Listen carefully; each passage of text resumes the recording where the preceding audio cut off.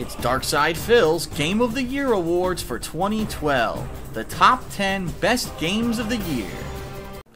Honorable mention, New Super Mario Bros. U.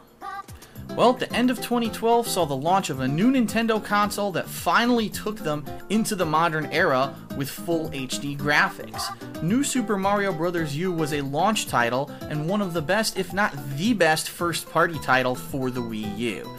Very reminiscent of New Super Mario Bros. Wii, not deviating too far from that formula, but having enough new content, new worlds, challenge, collectibles, unlockables, the same kind of co-op fun that you had back with the old Super Mario Bros. Games is back, and that means that it's going to be a solid entry.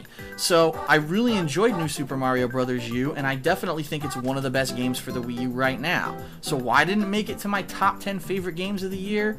There's just not a lot of innovation anymore with the Mario games. Let's face it, there's only one new power-up in this game, and for me that's not acceptable. Everything else is from other Mario games. There's really not even that many new enemies. And I even said to John Rambo during our co-op playthrough, wouldn't it be interesting if Nintendo would finally just bring Mario into a different world, similar to Super Mario Bros. 2 back in the day? Now, I fully understand that Super Mario Bros. 2 in the United States actually wasn't the real Super Mario Bros. 2 from Japan. It was actually a game called Doki Doki Panic that was just repackaged because they felt that the actual Super Mario Bros. 2 released in Japan was too difficult of a game and that American audiences wouldn't get it.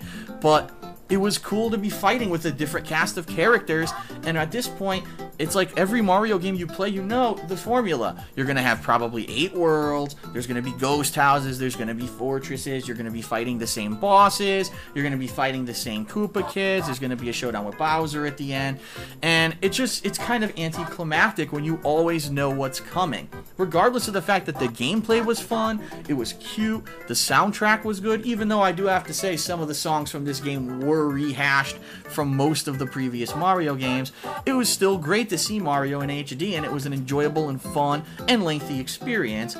But Mario, if he really wants to stand up there with these other AAA titles, he needs to start innovating.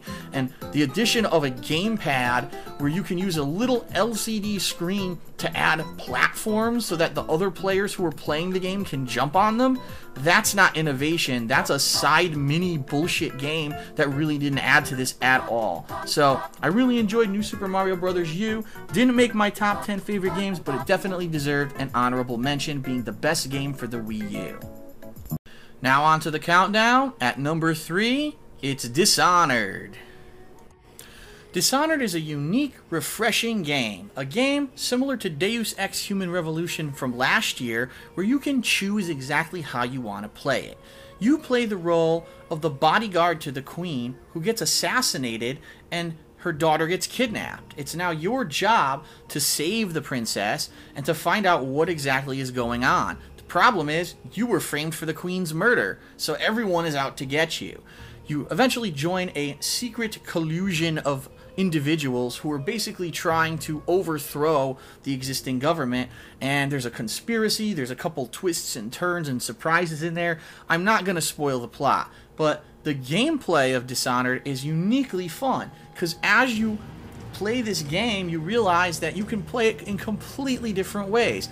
You can choose to get upgrades that give you cool physical abilities and gun upgrades, and you can play it like a typical first-person shooter. Or you can choose to go the more supernatural and stealthy route. You can possess certain creatures to get through secret areas, and similarly to how in Hitman Absolution you could find different ways to complete your missions, the same is true here. Maybe in some cases you'll kill someone, maybe in some cases you'll just tell them to get the hell out of there and exile themselves, and eventually you'll see the effects of what you do and how you choose to do things change the world. If you do more violent things, the world actually becomes more infected with sickness and rodents, and you get a really different ending to the game than if you did it a more non-violent route, and that's really cool. And the awesome thing about this is that it adds massive replayability to the game. You can play the game completely one way, go back, replay it completely the other way, you'll get a completely different gameplay experience out of it, and you'll get a different ending. So it's definitely worth it to go try out the different ways to do things, whether it's violent or non-violent. Now, I understand that the campaign of the game is a little bit on the shorter side, only being around 8 to 10 hours long, but the bottom line here is the game is meant to be replayed multiple times. It just gives itself to that option. I mean, you must, if you played Dishonored, take the time to experience both sides of the coin, so to speak, because it is a different experience. You are going to get a different ending, and it's a hell of a lot of fun.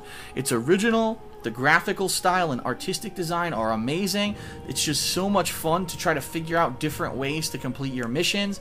I loved it. One of my favorite games of the year. A great new IP. And here's the good news, everyone. It was officially announced by the game developers that Dishonored did so well, they are going to continue this story. It's going to be a new IP of games, and so you're going to see new installments of Dishonored coming in the future, and that's great. Here's what I like to see. A game that didn't make it into sequelitis mode. It's an original game. It's a new story. They did something creative and interesting. It succeeded in sales, and now we have a great new series.